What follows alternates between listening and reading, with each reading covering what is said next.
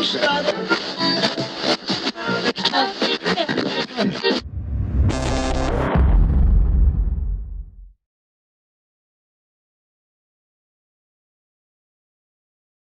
Day episode. And so I know that we've been trying to do this for, I don't know, 2 or 3 weeks now and just haven't really had the time to do it. And, well, I guess we did have the time to do it. But yeah, so here we are now. All right, so go ahead and introduce yourself. Good morning, and thank you for having me. My name is Tonya Blythe. All right, Tonya. I'm not going to call you Tonya. I'm going to call you Mom. Okay. Because that's kind of weird because you're my mom, so I can't really interview you as a person other than my mom. So tell the listeners where you're from, where you were born and raised.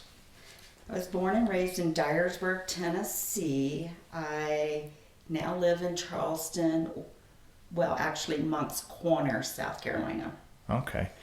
You know, it's pretty funny that and I've told a lot of people this, when you talk to somebody, like, you know, you ask them where you're from and they tell you Charleston, it's like, well, where at in Charleston? Because Charleston's so big. So I always lump it in with New York City. So when people from New York City, it's the boroughs, you know, Manhattan, Brooklyn, the Bronx, Queens, all that stuff. But I would like to think that Charleston's almost the same way, because they're like, well, where are you from? In Charleston. Well, I'm from Somerville. Well, Somerville is its own town. However, it's part of Charleston, right? So you say you're Moncks Corner. All right, you're from Dyersburg, Tennessee. What was Dyersburg like growing up? Wow, it's a small little town. We had no mall, barely any fast food restaurants, maybe the Dairy Queen and McDonald's maybe. Then they added Wendy's and stuff, but it was a small town. Everybody knew everybody there. And then after I left, it started expanding. Right. So I mean, we were just there not too long ago. So you guys do have your first Chick-fil-A. So you guys are getting bigger. And I know growing up when we would go, there was a mall, but there was that's where everybody parked to go to Walmart, not so much use the mall. Correct. And I'm pretty sure the mall really isn't a mall anymore, is it? No, all the stores are leaving it, so it's only got 3 or 4 stores inside of it. The big JCPenney's just closed down a couple months ago. So, yeah, Walmart is the place to go these days. Yeah. But they are building a Hobby Lobby. Nice. So everybody's going to be happy about that. Well, maybe not everybody, but probably a lot of people. Yeah. What they do need is a Starbucks, because I remember having to drive an hour to a Starbucks. Absolutely. We did that the day before our cousin's funeral. Yeah, all the way in Jackson. Okay, so you said growing up you guys didn't really have anything. So what did you do for fun as a teenager and a high schooler? Well, this is pretty funny. I would actually go down to a friend's house down the street.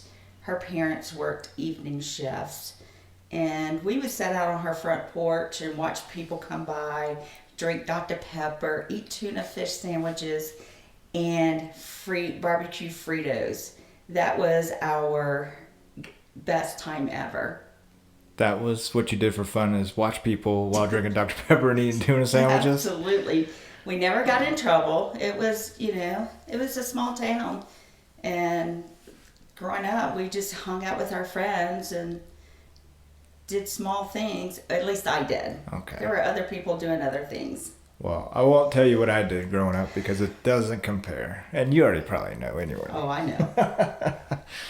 All right. So what is your favorite type of coffee? Wow.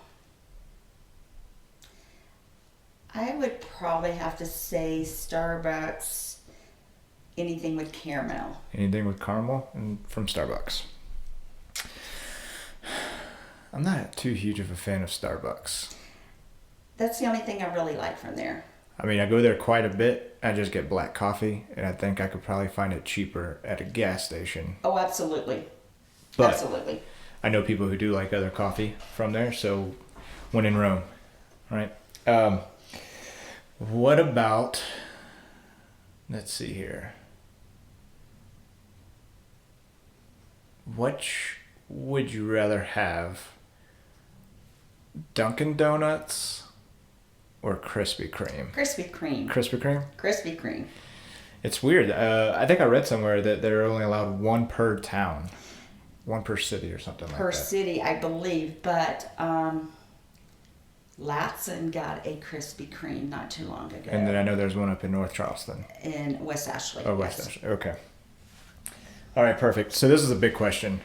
If you had to choose one, and you just had to choose one, would it be the Volunteers or the Gamecocks? Why did you have to ask me that question? Well, I'm a volunteer fan, deep down. But when you spend a lot of money sending a child to Carolina, you have to go for Gamecocks. All right, Gamecocks. You heard it here. The University of South Carolina Gamecocks, which is much better than Clemson. Absolutely. Hands down. 100%. Okay, so you grew up in a small town. You guys didn't have anything to do. The funnest thing that you did was sit on the porch, watch cars, drink Dr. Pepper, and eat tuna fish sandwiches. And then here you are, a retired Air Force chief. What got you in the military? Well, I always thought growing up I was going to be an attorney, go to college and be an attorney. Mm-hmm. And then one day my girlfriend came up to me and said, "Hey, let's join the Air Force." And I'm like, "What are you kidding me?" Yeah. Military was never in my thoughts, blood or anything. So I was like, well, let's go check it out. And we signed the papers, and that was it. We went as the buddy system to basic training. Mm-hmm. And then I went to Texas for training, and she went to Keesler for training. So we split after. Okay, but both of you guys started in Lackland, right? So you guys Absolutely. signed. Okay, so where did you sign the papers at? Because if there wasn't even. Dyersburg. Oh, there was a recruiter in Dyersburg. There was a recruiter in Dyersburg. All right, listen up, y'all. Dyersburg is so small. I remember growing up, and my aunt and I would go out on a Saturday night. It was either Friday or Saturday night, and we would do what they would call cruising. And you would go from the college. Actually, I think it's the parking lot at the front of the college, all the way down, almost to that interstate or highway, and then you would turn around and come back. And then that's what they did, and they just hung out in the parking lot. Not much changed, though. Even me growing up, that's what we did on Saturday nights. You hang out in the Bi-Lo parking lot. I don't know why, but that's what we did. All right, so they had a recruiter. You said yes. All right, what did you sign up to join the Air Force as? Well, I signed up as open. Open general. Open general. And when scary. I got to basic, exactly. I got to basic training, and I got my orders to say I was going to Wichita Falls, Texas as an accounting. Finance.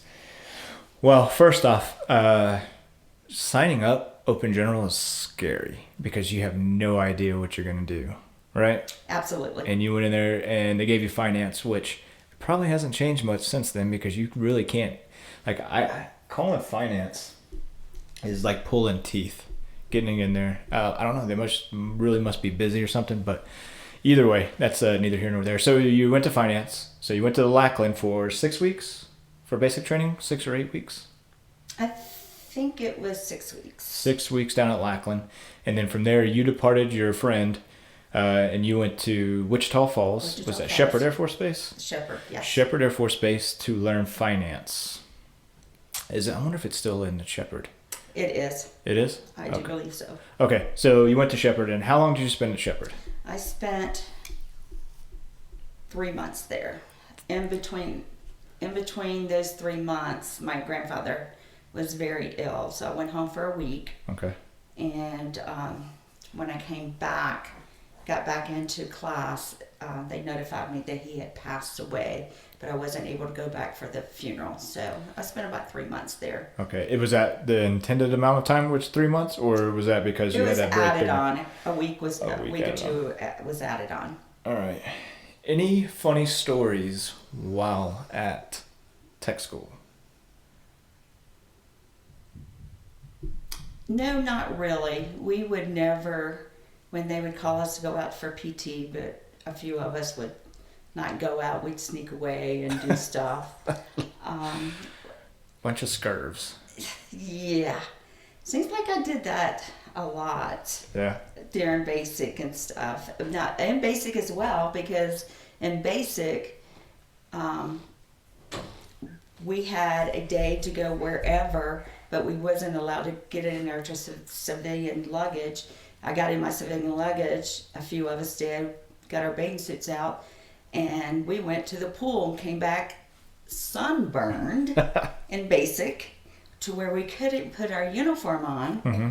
And our TI is like, I should give you an Article 15 for doing this. But he was nice enough to not do that, let us stay in civilian clothes for a couple days, and then carry on with basic training. I have heard of people getting paperwork for being sunburned. I have heard of it. I haven't seen it personally, but I have heard of it. So what is a TI? Can you... What? Training instructor? Yeah. That person is the one that takes you out and teaches you how to march, how to salute. He watches over you to make sure you don't do things wrong. They come in at 2 or 3 o'clock in the morning and tear your bed up and throw your laundry out of your containers so that you can fold them back up the correct way and see you just scramble. Okay. So I've got a funny story about a TI of mine. So I remember it was my first time to call home, and so I called and talked to you and Dad, and you're like, who's your drill instructor, your training instructor? And so I told you the name, and you're like, ooh, I know a chief with the same last name, and he has a brother in the Air Force. And I do specifically remember saying, hey, Mom, if you do know him and that is him, don't say anything. And you're like, yeah, okay. So fast forward, we're in Warrior Week, so I came through the time when the Warrior Week was transitioning in. And I remember hearing my name yelled from across a parking lot. And so I ran over, and he lauded me out in front of everybody saying, what are you doing having your mom call my brother to tell me to take it easy on you? And I was like, oh, thanks, Mom. I didn't say that. I just asked him if that was his brother. But he took it a step, 1 or 2 steps beyond that. I'm sure you did. I'm sure it was. I mean, it was funny. And then I believe when I got my airman's coin, he shook my hand. He's like, well, I can't wait to meet your mommy. And then when we got back that night, we were pitching mail underneath the overhang. I'm pretty sure we were probably staying in the same barracks. Well, not the same exact one, but the same model. I think it's now finally been re-updated. But we were pitching mail. He threw it, and it flew away. He's like, don't tell your mommy on me. So, yeah, luckily that didn't happen till later on, because I don't know, that would have sucked for 6 weeks just getting... harassed, if you will. But he was a really cool guy, and it was a really good time. And okay, so you're down at Shepherd. You do 3 months of tech school, and you PCS, permanent change of station to where? To Charleston, South Carolina. Charleston, South Carolina, and that's where you are today. I am. Okay, so you get to Charleston, and you go to the finance. They used to be called CBPO, didn't it, or something like that? That was personnel. Personnel? We were always called finance. Always called finance. I think it's finance still. Okay, all right, so you do that. How long did you do that for? I did that for 4 years, active duty, and I would have stayed longer, but there was an plane crash. My husband, which was your father, was killed in a plane crash when you were 1 year old. Mm-hmm. And so after that, I was up for an overseas assignment, and I just didn't think I was mentally stable with just losing him a couple months earlier to take you overseas and us enjoy an overseas assignment. So okay. I asked them if they would give me a 4-year guaranteed tour, in Charleston, and then I think I'd be good enough to travel. And they said they couldn't do that. They could give me a 2-year, and I said, no, if you can't give me a 4-year, I'm going into the reserves. So I got out in May of '83 and joined the reserves. Okay. Did you do finance in the reserves? Or did you I have to did not. change? At that time, they did not have finance in the reserves. They do now. But I went in as admin. Admin. So what is admin? I mean, that's a pretty broad term. Well, admin back then, I did publications, the mail room, looking over everybody's work orders. We typed up orders for everyone to go TDY and stuff. Okay. Well, luckily we do that ourselves now. The Air Force or It's the come military around does. a lot since I was in there. Yeah. All right. So you joined. What do they call it? Palace Chase. I think that's what they called it. Palace Chase. Yes. Pretty much. And then you went from active duty to the reserves, and then you changed your jobs, your AFSCs, from finance to admin, and then you did admin at Charleston. At Charleston until '85, and then '85 they were opening up a Civil Engineering Squadron at Hope Air Force Base. Okay. So I went up, interviewed, and I became the NCOIC of that unit, that Civil Engineering Squadron at Pope. And the first sergeant and I, which his name was Steve Bybee, him and I went up and opened up, spent 3 months up there getting that squadron opened up. So that my first drill weekend, I think there was 10 of us on the books. I do remember that squadron because it did have a basement, and I do remember going in with you sometimes. And that was when the first Batman came out, because I don't know why I remember this and how I remember it, but I do remember like drawing Batman signs on like paper, and there's typewriters. Like Typewriters, absolutely. Typing away. Yeah, and I believe that building is still there. And I went into it a few years back. I was able to go into it. Just like the front lobby area, nowhere else. But yeah, it was kind of weird seeing that. So you went to Fayetteville. How long were you in Fayetteville for? I stayed in Fayetteville from '85 until '89. And then I went to Germany, Frankfurt, Germany, for about a year. Okay. Frankfurt, Germany. I remember Germany. I remember while I was there, I kind of hated it, just because it wasn't, I was a young kid, right? So, but looking back on it, it's like, man, you're living in Europe for a while, so it was pretty cool. Luckily, I got a chance to head back. I never went back I did go back to Frankfurt, actually. But yeah, so what happened in not Fayetteville, but Frankfurt? Frankfurt was an awesome little 1-year tour. Yeah. I had your sister Danielle. That's right. That's the second one. Not the number one child, but the second. So keep going. And I wasn't working over there. I was taking care of you and your sister. Mm-hmm. And just going to school. That's about it. And going out on the weekends when school was over to enjoy Europe. Yeah. And I think that at one time we went to a skydiving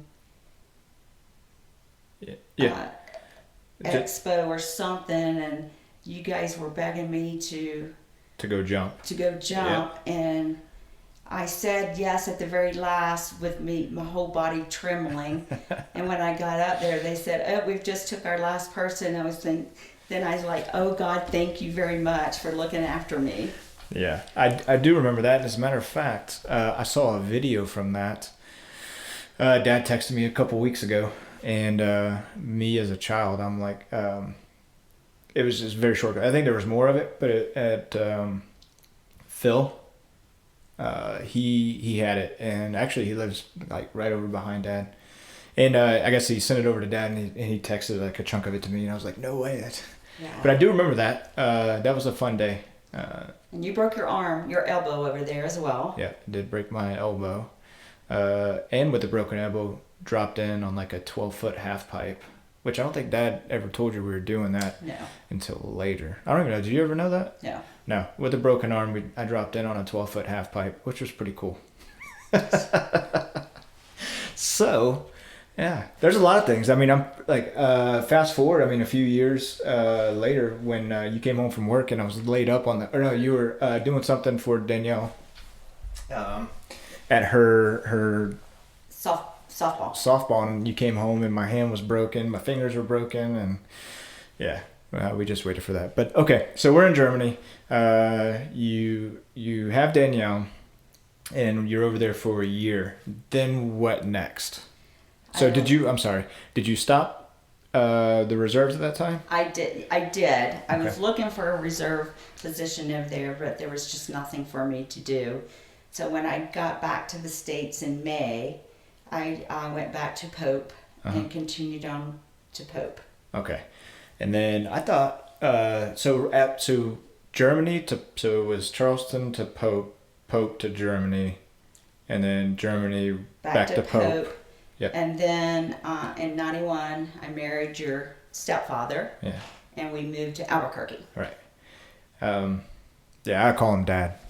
But yeah. Okay, so then we moved to Albuquerque, the land of enrichment, New Mexico. Did you join back? So you transferred from? I transferred from Pope to the 925th Civil Engineering Squadron. All right, and we stayed there for how long? 2 years. 2 years. Did you enjoy that tour? I did. I really did. It was enjoyable. We got to go skiing. That's when you had your first ski lessons, and you tore the slopes up after that.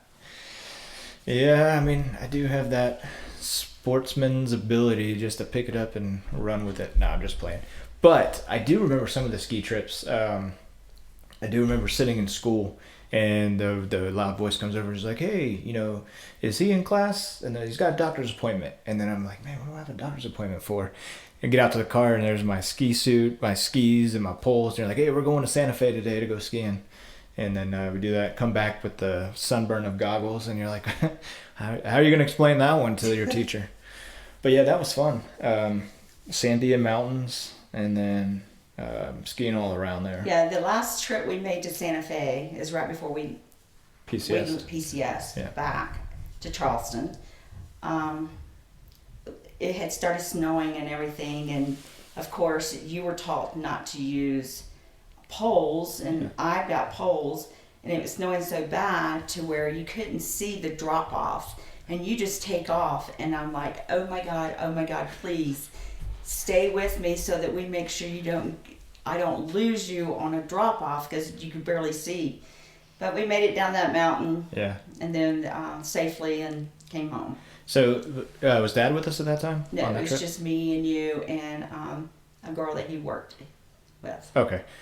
I do remember one trip though. It was you, me, and Dad, and we went up. It was Santa Fe, and he had just went down.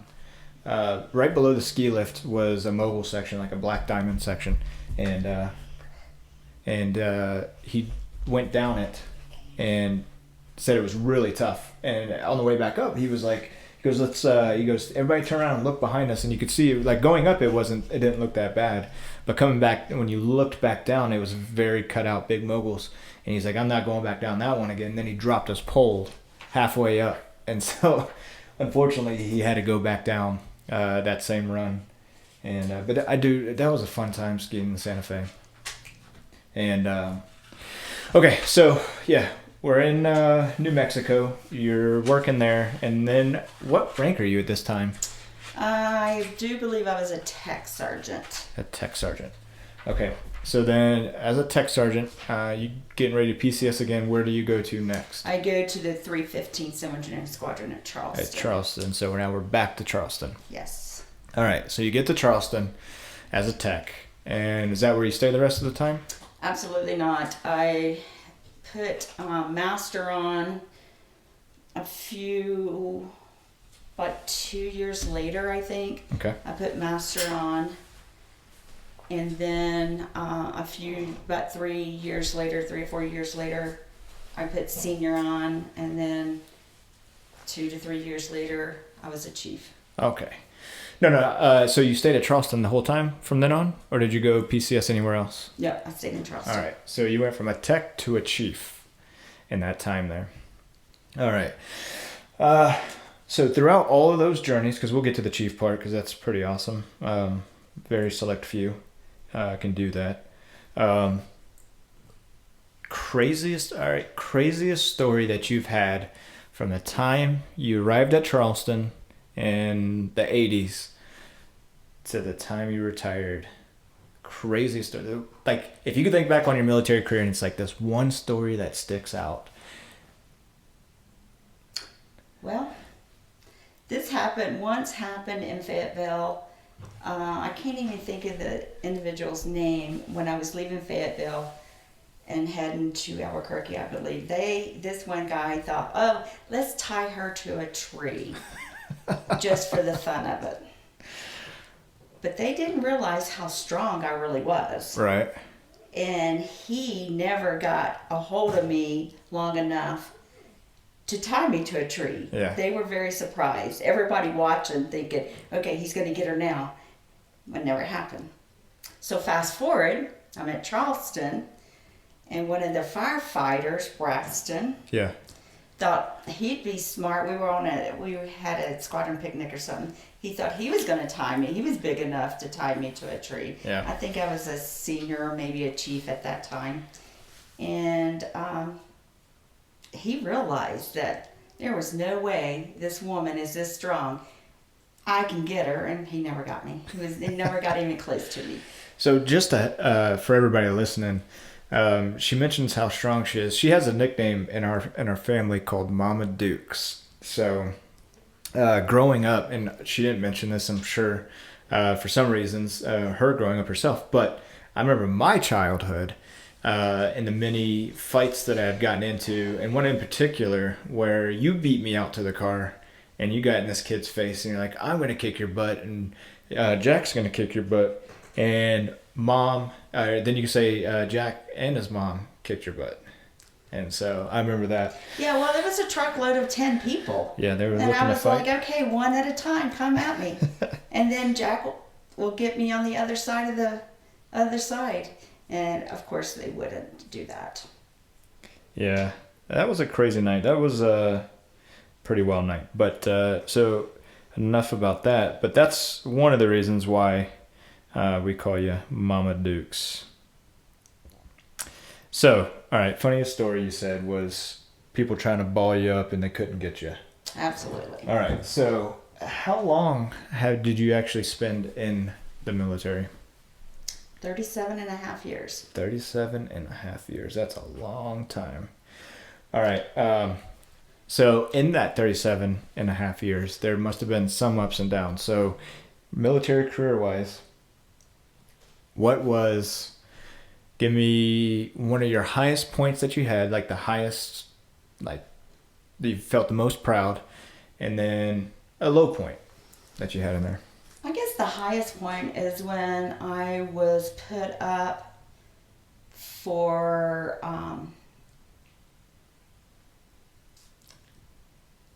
Senior NCO of the Year throughout the whole 22nd Air Force, and I made it. And then they nominated me for 12 Outstanding Airmen. I made it all to the banquet and everything, but I did not make it as a 12 Outstanding Airman, which was sad, but yeah, I know that I have busted my behind to get where I was, and it was okay. Yeah. I know how hard I had worked. But even being nominated as a 12 Outstanding Airman is pretty amazing. Absolutely. So it's a big feat. So that was a high point, right? Yes. That was awesome. So a low point would be, I guess, just when I was starting in the reserves. All my life, I had to be right. I wouldn't say right, but to do everything correctly. Yeah. And everything. So when I joined the reserves, I was learning my job. It was on-the-job training at that time. I didn't have to go to school for admin, so I was learning my job. And I knew the regulations in and out. I knew how to do things. And I was just a staff sergeant, and my boss was a tech sergeant. And I had outstanding EPRs until that EPR. Enlisted promotion reports. Performance reports, sorry.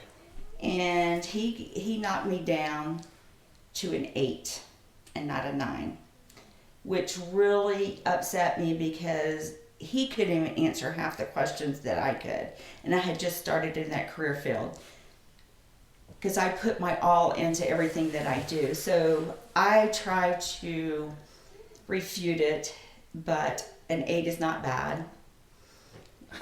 So they're like, okay, an 8's not bad, you're good to go. And it didn't hurt me throughout my career, but it hurt me because I could run circles around this tech sergeant. I was a staff sergeant, and I still got what I got. Okay, you say they gave you 8 out of 10. What is that? 8 out of 9. Or 8 out of 9, I'm sorry.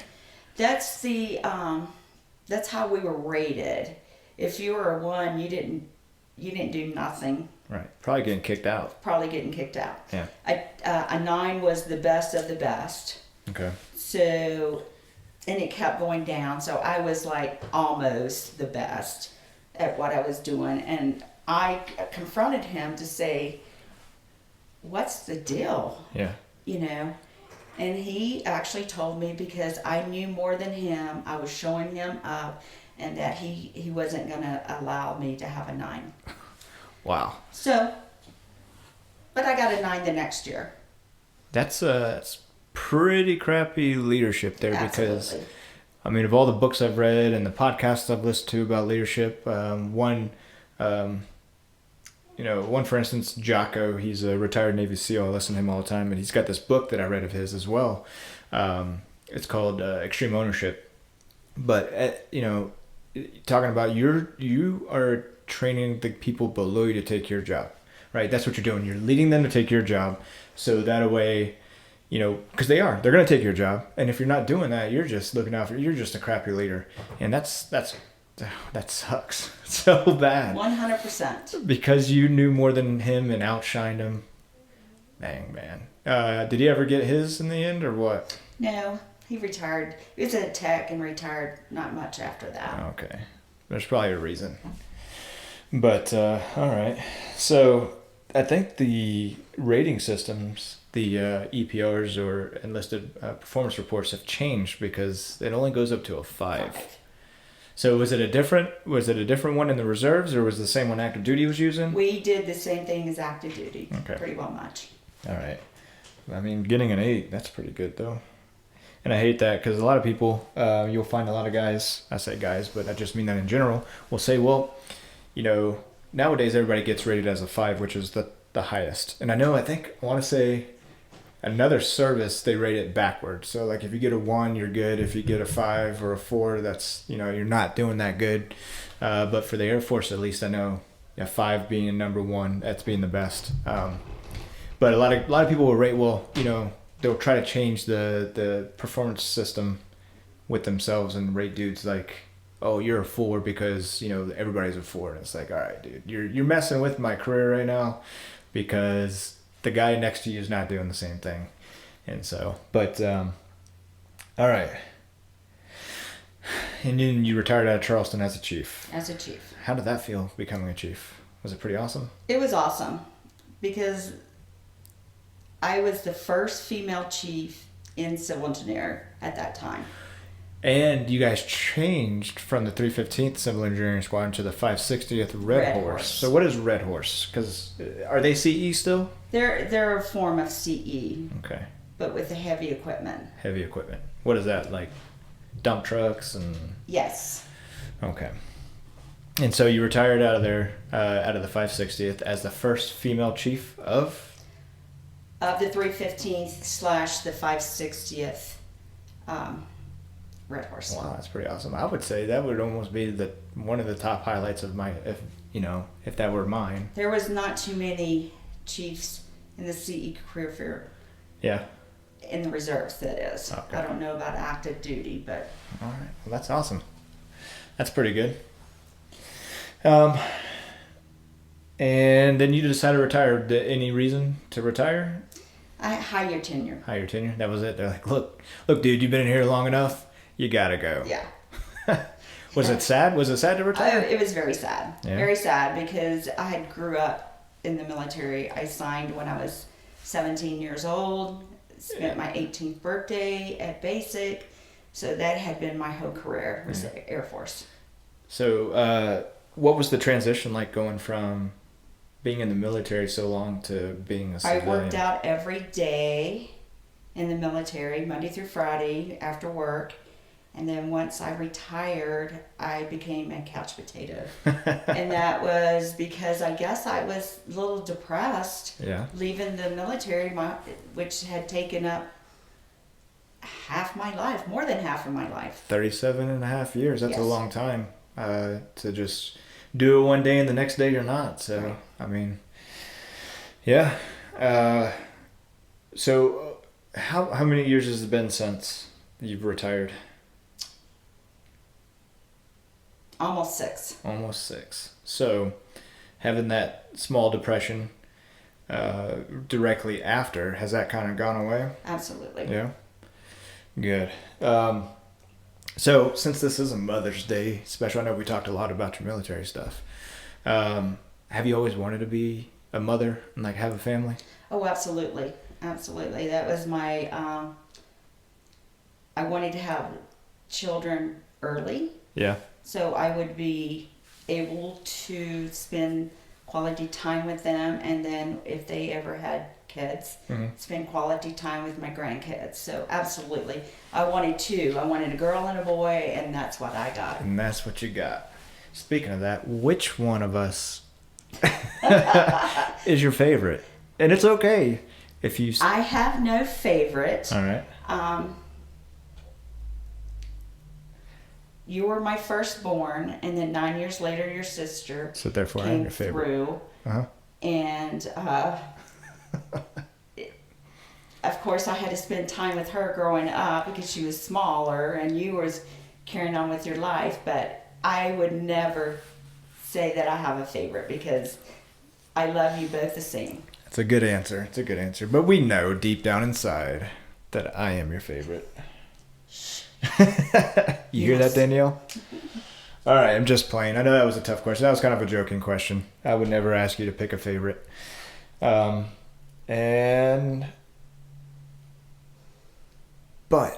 as a mother, I know that my sister and I have done some pretty crazy things in our lives growing up. And what has been one of the funniest moments that you have had? Like the craziest things that you can think back on? Because, I mean, I got some pretty good ones to think about you. But you particularly, as a mother, the craziest thing, the funniest thing you can think of that comes to mind, it could have been just me, or it could have been both of us, or it could have been Danielle. The only thing Danielle really did wrong when she was like in the kindergarten or first grade, she had to have her hair perfect. Yeah. I mean, absolutely perfect, pulling it back in a ponytail. And of course, I can never get it as perfect as she wanted. So every day, I'd spat her on her butt, send her to school crying, saying, I can't do it. I don't understand why you're crying, so I'll give you something to cry about. I'll spat you on your butt. Yeah. So we did that for, I think, probably at least one good school year. And then I'm like, okay, you do it. Yeah. You just do your own hair. And she started doing it. And of course, it wasn't perfect either, but she had nothing to say about that. It was all when I was doing it. Right. And then another time she was 15, I think. She had already had her car. And she had taken she was somewhere, a swallow of a beer. And I found out about it, of course. Yeah. Mom always finds out. And I grounded her from August to December to her birthday. Took her car, her phone, and everything away from her. And of course, your dad. The first month was good. September, when October came, he's like, we gotta give it back to her. And I'm like, no, I've got to stand my ground. Yeah. December, when she turns 16, she can have everything back. But of course, Dad overruled me when it came to that. Yeah. I think I came into town for that birthday. I think Your 16th birthday? Yeah, I was in town for that one. I had no idea that was going on. Yeah. What about one of the funniest things that you've done as a mom? Thinking back on it and been like, oh my gosh, I couldn't even. Don't know where to begin. I don't even know where to begin. What's your funniest thing about me? The funniest thing, I think the biggest story that sticks out that I tell everybody, and we actually talked about it the other day, was the time we were down at short stay. And we went up, we were staying in the tents. We were staying in the cabins or the tents, I can't remember. But then we went up to get gas and went up to get, I guess, a few more items. And while pumping gas, you were looking through the trunk of the car. And you go ahead and pick it up from here. So I found what I was looking for in the trunk of the car. So I slammed the trunk down and it pops back up. And I'm like, what the heck? So I slammed it down again and it pops back up. And I'm like, what? And I get ready to slam it again, and then you start yelling, oh my God, my hand. So he had his hand cupped over where the trunk was open in the back of the car, and I didn't realize his hand was in between the trunk and the car, and I'm just slamming the truck down on it until he started screaming. It took him 2 times to realize that I'm going to do it another time. You better speak up. It's probably the shock initially, and then the second time was when I kind of like, wait a minute, my hand's being slammed in the door. No, I mean that stands out. Just a lot of different things growing up, but I mean we're both older and moved out of the house, so looking back, saying that you wanted a family and doing all that stuff, was it? I mean, did that fulfill what you wanted? Yes, and let me tell you, when you went off to basic training, you were 19? 18. 18? 19? 19. 18. Shoot, I don't know. And I cried like a baby. Yeah. I literally cried like a baby seeing him get on that plane and taking off. And it broke my heart that I wouldn't be able to see him for 6 weeks, basic training, until graduation, and then he was going off to tech school. Yeah. So it really, you leaving me was like one of the roughest times. Yeah. And I thought that I was going to have a rough time with Danielle going off to college. Yeah. But I didn't have that rough of a time. It was you. You were my baby leaving. Yeah.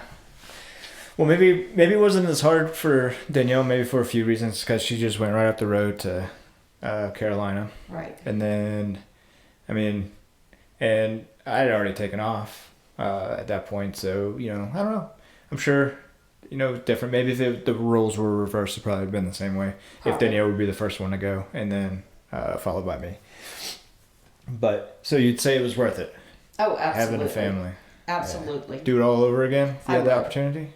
I would. Would you join the military all over again if you had the opportunity? Absolutely. 100% today. Today you were 18 and a recruiter came by or you went by the recruiter? Yeah. I would. No hesitation. You take the same path? Would you start off and do finance and then admin or CU? What job? If you could go back and say, okay, redo it. You know what? I'd love finance. Yeah. I really loved finance. Once I was in there, it opened my eyes that this is the job for me. Yeah. And stuff. And I already had you, so I really didn't go back to college. Yeah. Until I think Danielle, I don't know how old, you were probably 16, 17, I don't know. But I went back to college trying to get my degree in accounting and stuff, so that's what I wanted to do. Yeah. Well, do you ever think about going back to be a lawyer or anything like that? No. No? No. No. No, you sure you're a pretty good arguer? I know that. I know. All right. So you wouldn't change anything. You'd probably stay as finance. Staying there, of course, you would join again today. How many uniforms did you go through? like uniform changes? 3. So you had the all greens. All greens. Then you went to BDU, right? Battle dress uniform. And then you went to the ABU. ABUs. That, what is it? The Airman battle Battle. dress uniform? Airman's battle dress, something like that? Yeah. Did you never were around for the OCPs, the multicams? Did you retire before that? You said it's been 6. Yeah, that came in after me. Okay. All right, dang. Almost 4 uniforms. Yeah. That's crazy. What was your favorite one? Well, I had the OCPs when I deployed. Right. Well, you had, but did you have the DCUs, the desert camouflage? No. You never had that? I did at a couple of the deployments, but my last deployment was The OCPs, Yeah, the the multicams? OCPs. Okay, dang. So you've had a lot of uniforms. Your favorite one? OCPs. The OCPs? Yeah. Yeah. What about, out of all the assignments, your favorite assignment? And you can include Frankfurt in there, even though it really wasn't an assignment, but you were there. So out of all those assignments, which one probably your favorite? And that's kind of an off question just because you spent so much time in Charleston. So. I'm gonna probably say Charleston because I had so many friends and awesome commanders Yeah. and group commanders as well as wing commanders there. Yeah. Yeah. Yeah. Charleston's a nice place. I know a lot of people want to go to Charleston. It's growing up so much. Yes, it has. It's getting way crowded and it's ridiculous. I know I can't remember the last time we were there for Christmas, but it was like nonstop traffic going into Somerville and it's just like, oh gosh. Traffic is bad. Yeah. That's one good thing about being retired. Yeah, you don't You have don't to go have to anywhere. deal with that traffic. Yeah. Must be nice. It is. All You right. know, we haven't mentioned, as part of my retirement, I was also a civil service person. Oh, that's right. Yeah, that's right. Because you did. I had dual status. Yeah, you did have dual status. And so I spent 30 years as civil service Okay. and then 37 and a half as military. So You have 2 I retirements. have 2 retirements. Yeah, totally forgot about that. Just because I know a lot of times it was always in the same office, right? Right. And so just whenever you had your 2 weeks or you had a weekend or whatever, you just put a uniform. Sometimes just put a uniform on. So yeah, dude, I forgot about that. Yeah. Did you do the same job or did you? No, I did the same job. Okay, you just one as a civilian and one as Correct. military. Dang, how did I forget that? Yeah. I'm being forgetful nowadays. So you would say Charleston was your favorite spot, and finance would have been your favorite job. Yeah. Now we're into retirement, and what are you doing now? As little as I can. Little as you can. Travel Mm-hmm. You to do see travel. my kids and grandkids. You do travel a lot. I stay on the road. I am a notary, Uh huh. so I notarize things when people need it. I am a ordained minister, and I do marry people when they ask. Actually, I got a March 20th wedding Nice. that I will be officiating. Do you charge them or you do it for free? No, I let them give me what they want. Yeah. Open bar for you. Yeah, open bar was one of them, and if it was somebody I don't know, Yeah. and I did get a couple out of Tennessee that had my name, Yeah. and they came in, and I married them on the beach. I charged them $50. Yeah. I'm pretty cheap. Okay. I'm not out to make money on it. Do people like charge a lot for that? Yeah, $100 to $200. Oh wow. You hear that? Anybody in Charleston, she charges $50. Looks almost half or less for that. All right. So speaking of that, any funny stories? Anybody dress up kind of weird or anything like that since you've been marrying people? Yes, my Officiating very weddings? first one. It was on Halloween. Uh huh. So at the beginning, we went out in dress clothes and stuff, Uh huh. and then they went in and got into Halloween costumes, and we did a second ceremony, a funny ceremony for them. Okay. What were they dressed up as? Do you remember? Well, yes, not mummies. Walk of the Dead people. Oh, zombies. Zombies. Okay. That's a big thing. Everybody wants to do zombies nowadays. To Walk Dead. That's a good show. You ever watch that show? No. I think I watched it. I used to watch it a lot. It's all changed. Like it has its ups and downs, and The Walking Dead. All right. So what else are you doing? So you're a public notary. You are an ordained minister. I do help out a friend in her hair salon as a receptionist.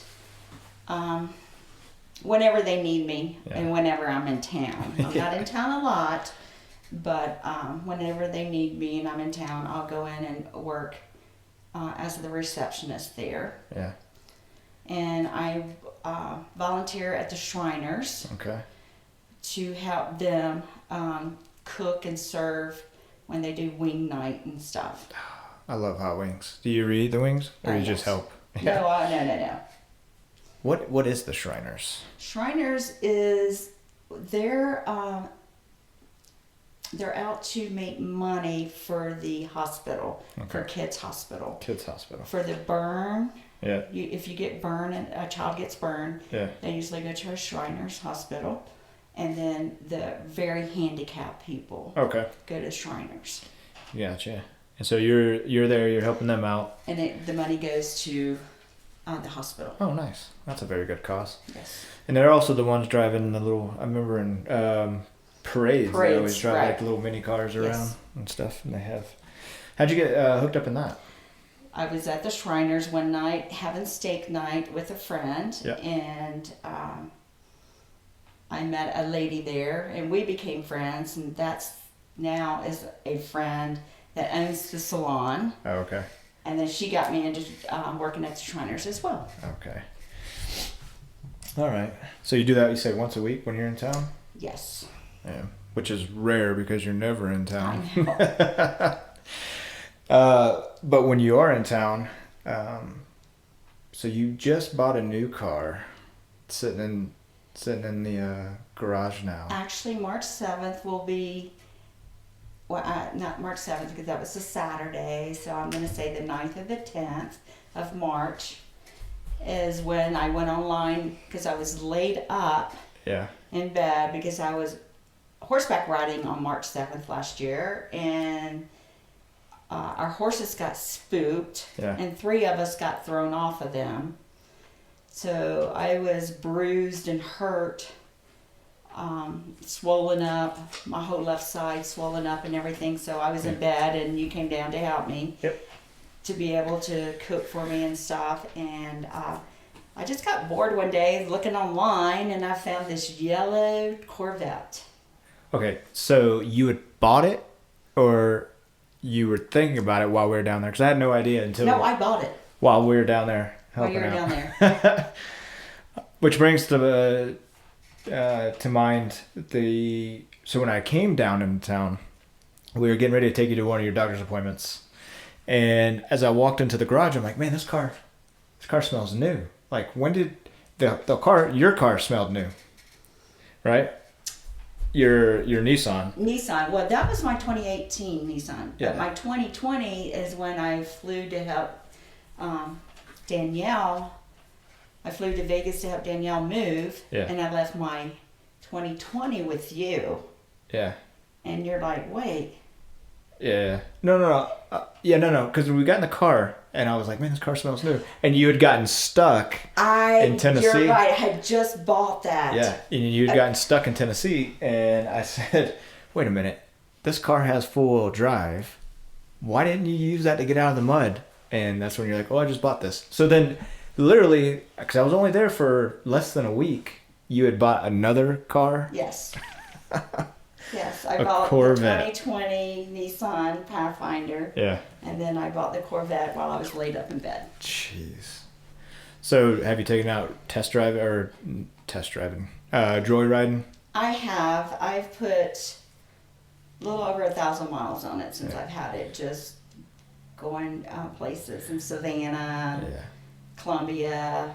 I know when we met up in Columbia a few months ago, I drove it, and I'm pretty sure if I had it, I would either have no license, I would be in jail, or dead.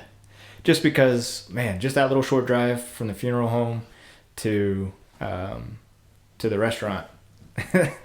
Man, that thing it's pretty sweet. Yeah, when I told your dad about it, he went online. He's like, "Oh my gosh, you got a great deal." I said, "Did I? I don't know. I didn't research it. I just bought it because I wanted a yellow Corvette." Well, you got it. It's nice. I forgot that I had driven it until just now. So, at any rate, so what's the future hold for you? Well, I have a daughter getting ready to deliver in May. Yep. So I'll be traveling again.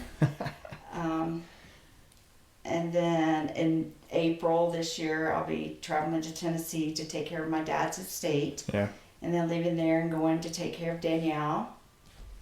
And then sometime in between there's a possibility I may be getting married. Uh-oh.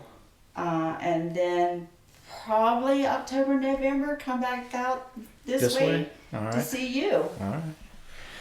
Well, you got a lot on your plate.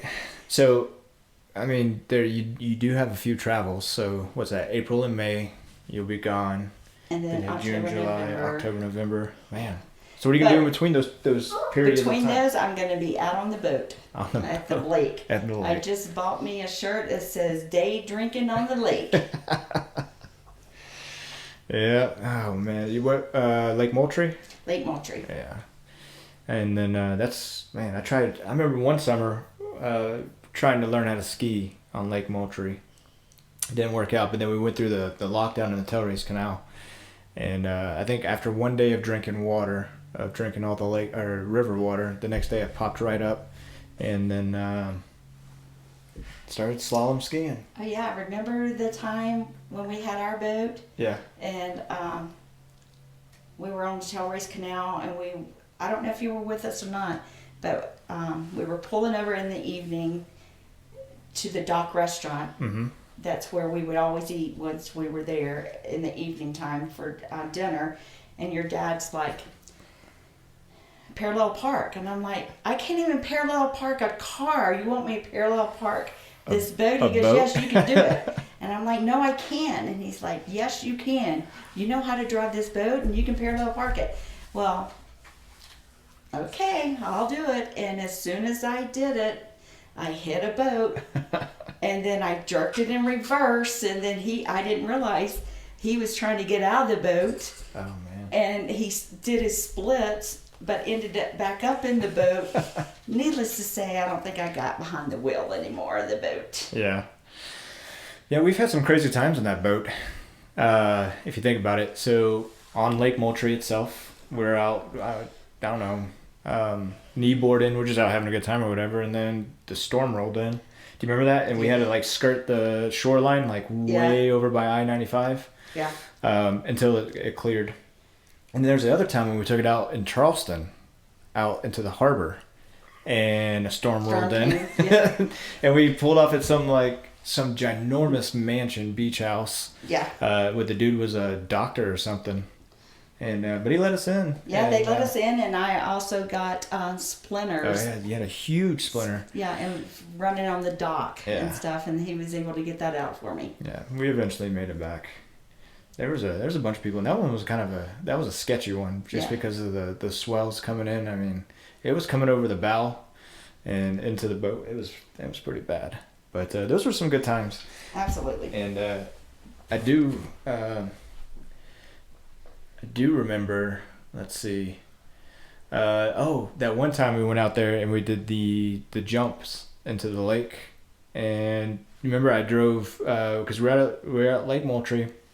And we were jumping into the lake, and we had Zodiacs out there, we had our boat out there, and then I can't believe I'm remembering this one, but I jumped in and was struggling to swim. I don't know why I was struggling to swim because pretty good swimmer. But you're like, nope, I'm not getting you. You're going to swim. Like, seriously? You're going to let me sit here and struggle all the way into the boat? But we made it and then drove on down to Savannah. So, but good. All right, so you got 2 trips coming up with a marriage in the middle somewhere, and then a big gap, and then until October-ish. Good. Oh, I know you did for a while where you were doing, you were... Oh, travel agents. Yeah, you're a travel agent. Travel agent. I still am, but I just don't do it unless someone asks me. Did look up something, so... Do you have a website for people to go to for that? Discover the Magic Vacations by Tonya.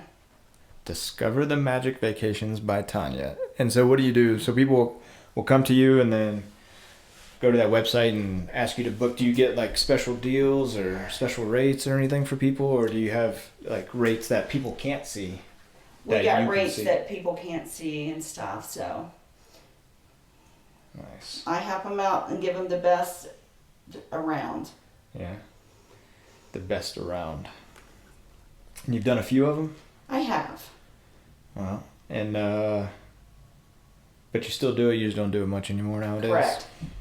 You're real busy anyway, traveling. Yeah, I stay busy, too busy to really focus on anything that's going to take a lot of my time. Can you still do it while you travel? I mean, all you need is a computer, right? Right. Okay. All right, so you're post-military, on your retirement, you're a notary, you're an ordained minister who marries people mostly, and you do travel. Yes. Anything else in the future? Is that it? Just travel? Just travel. Travel. In 2022, I plan on taking a 10-day trip to Italy with a bunch of friends. That sounds like fun. It's going to be. Yeah. All right. Well, you want to give a shout out to anybody before we get out of here? Well, of course I would. I would love to say hello to Danielle, Eric, and Peyton. And to Jeff, my fiance, and to everyone in Charleston. Everyone in Charleston. I probably know most of you. Probably. I mean, you've been there forever. All right, so people can find you at, what's the website again? Discover the Magic Vacations by Tonya. Discover the Magic Vacations by Tonya. By Tonya. And if you're ever in town, look her up. And you want to get married, she'll marry you, or she'll certify one of your documents if you have it. And that's really about it. And well, I thank you for coming on here. Well, thank you for having me. I know you were a little nervous about it, and I think it turned out to be pretty good. I think so too. Just over an hour, and now we can go finish our time hanging out until you gotta leave again. Absolutely, that's tomorrow morning. Heading back to Charleston. Charleston. To the sunshine.